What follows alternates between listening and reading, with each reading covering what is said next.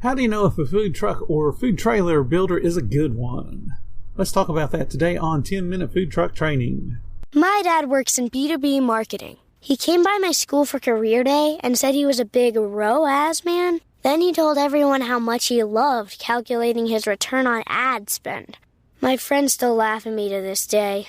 Not everyone gets B2B, but with LinkedIn, you'll be able to reach people who do. Get a $100 credit on your next ad campaign. Go to linkedin.com/results to claim your credit. That's linkedin.com/results. Terms and conditions apply. LinkedIn, the place to be, to be.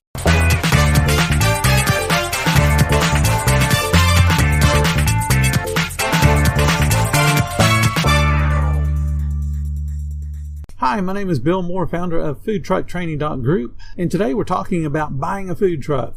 It's an expensive investment, so how do you know when you have a good builder? Who do you choose to be that good builder? First thing to do is decide what you want before you ever start calling them. This will make the process go so much more smoothly. Builders see tire kickers all day long. They get the phone calls that people think they want to own a food truck, and then they find out how much they actually cost, and that's the end of that conversation. So know what you're getting into. Have an exact idea of how much it's going to cost you, what kind of brand you want, how much the equipment costs, what kind of vehicle you need, whether it's a truck or a trailer, how big that's going to be. And then think about things like, do you need thermostatic controls on a grill rather than the usual low and high and off? A thermostatic controlled grill will tell you 375, 350, 325, 250, whatever it is. How big of a fryer do you need? How many pounds of shortening does it take? What's the cooking capacity? How big of a hood do you need? Does your state require fire suppression? And then finally, after you got all the equipment and everything, what's your top budget? You have to know all that stuff before you ever pick up the phone and start calling people. And you're going to be interviewing them. So who do you call? You want to start local. And then you want to work out from your area because you want to do a lot of physical things. It's not just a random look at somebody on the internet and go, yep, I'm going to spend $100,000 with these folks. That's a scary proposition. So start local, work your way out. You want to look for things like longevity in the business.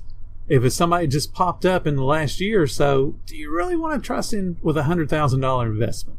They can have all the skills in the world, but you don't know that. Let somebody else be the guinea pig. Look for local examples of completed work. So when you call somebody up and they sound like the kind of business you want to work with, ask them for examples. Where can I go see your most recent build? Who around here has one?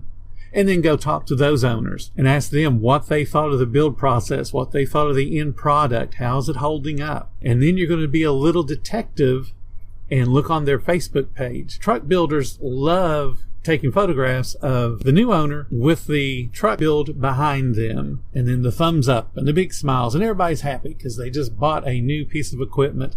And of course the food truck builder has made a whole bunch of money.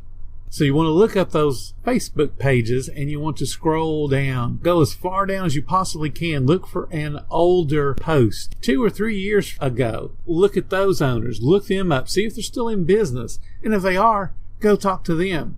Ask them, hey, how did this thing hold up after your first year, after your second year, after your third year? What kind of problems did you have? When did it start leaking? Did it start leaking? Are there structural issues? What about the wheels, the balance of the equipment? How are the walls holding up? How are the floors holding up? Ask for a tour of their place if they're not busy. The idea is to find out if the end product holds up for any length of time. Take a tour of the shop. Look at the products that are on the lot waiting to be picked up or waiting to be delivered. Pay attention to what they're doing in the shop. Do the workers look like they're working, or are they just standing around wasting time? They should be productive. They should look like they're working. It should look like a functional shop with some business. Ask questions about the design. Ask questions about balancing the equipment, because it's a very important thing. You want the equipment to be balanced. Taking into consideration, you're also going to be putting water and inventory on that vehicle as well. You want to talk about workflow, what makes sense. Because I can promise you what makes sense to a builder will not make sense to you when you're actually in production and selling food. Too many times I've known folks that knew they wanted a grill, they knew they wanted a fryer, they knew they wanted a couple steam tables, they knew they needed a refrigerator, they needed a prep table, and left it up to the builder to design where all that stuff went. And then when they get their trailer back on their property and they start cooking out of it, they realize that every time they needed a piece of cheese to put on a hamburger, they had to make a 180-degree turn. Every time that they wanted to salt their french fries, they had no place to dump them, so they had to put them in a bowl. So you're holding a bowl in one hand while you got a basket of french fries that have cooked on the other with dripping, shortening everywhere, and you're trying to dump one into the other, then sprinkle salt on it, and then figure out a way to scoop it up and portion it. Those kind of things get forgotten because the main goal of a builder is to balance the equipment and only put in what you ask for, not thinking about what you might need. They expect you to know what you need and tell them what you need. So think about how your workflow is going to go before you ever set foot in a builder's office for design. Then you want to ask them things like, how long does it take to build one? If I give you a check today, a deposit check today, how long would it take for you to build one? And then they'll tell you, well, I can't even start it for another 3 weeks, 5 weeks, 6 weeks, and then it'll take another further 4 or 8 or 12 weeks beyond that. So you want to know the lead time. What are their logistical needs? And then what happens if they don't make that time? Ask them about wrap. Who's going to do the wrap? Will they do it? Will they farm it out to somebody? Or is that going to be your responsibility after you pick up the blank canvas? You want to know those kind of things because that also builds in lead time to you before you can open. Are you going to do a wrap? Are you going to just do decals? They're all good. It doesn't matter which way you go.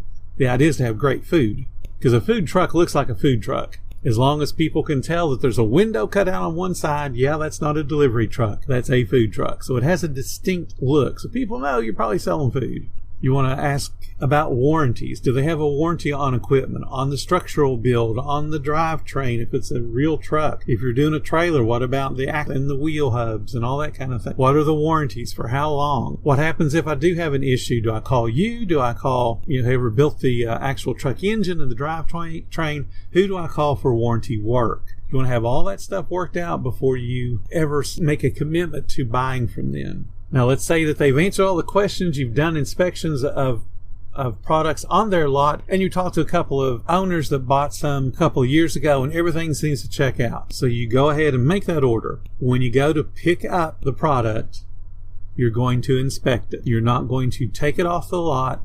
You're not going to assume that they've done everything correct. You're going to also make them train you on all the equipment, how the propane works, how the water works, the generator. You want to verify the refrigeration works and it gets to the proper temperature. You want to verify the freezer does what it's supposed to do. The hot equipment actually gets hot like you expect it to. The AC works. The hoods work. The hot water tank works and gets hot. The hot water pump actually pumps water. And you want to do that as if you are an inspector. You want it all to work right.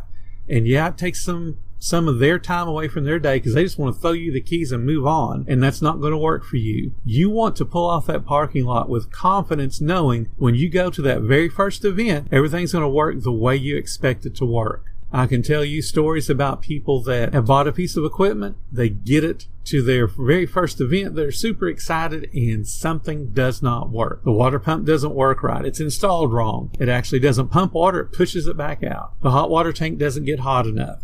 The hood actually has a leak around it. The AC, when it runs the condensation towards the hood and then runs down through the hood. All those kind of things happen. So you want to make sure before you ever leave the parking lot that you minimize the chances for you to have issues when you get on site to go sell food. And then you want to find out, what recourse do I have if you miss the delivery time? If you tell me it's going to be done on July 1st and I am not able to pick it up until July 15th, what do I get in return? How much are you knocking off this price? I don't care about your logistical problems. What I care about is you being an honest businessman and telling me I can pick this up on July 1st. You did not keep your word. How are you making that up to me? That's all that matters. Because you're going to be held to the same standard when you go to sell that hamburger, that hot dog, or that barbecue sandwich. They have an expectation that your food is going to be awesome. And when you don't live up to that expectation, what do you do to make it up to those guests? It's the same thing when you're going to buy a food truck or a food trailer or a hot dog cart. So let's talk about some places you could go. We'll wrap this up. If you got money and you want the absolute Rolls Royce of food trailers and food trucks, try Waymatic.com or Shan's Mobile Kitchens. Those two are awesome. The first time I saw one is like little angels were singing in the background, because I was looking at all the lights and all the fixtures, and if I had not set foot on a trailer, I'd have sworn I was inside a real brick and mortar restaurant. It was an unbelievable build, and it had an unbelievable price tag. It was a $250,000 trailer that had the little airbags, and it would raise up when you went to tow it. And when you got on site, you could lower it down to where you were eye level with your guests. Those builders are the top of the line, but not everybody can afford that kind of money. In any case, they are the best, and their stuff lasts for decades. There are Waymatics on the road now that are 30 and 40 years old and selling for really, really good money. And Shan's is the same way. If you want to get to the Cadillac of builders, still, which is an awesome build, you can look at Concession Nation in South Florida. I've seen their builds. Their builds are amazing, and they do more than just food trucks and food trailers. They do about any kind of mobile business. And there's also Trailer King Builder in Houston, Texas. Their products are good.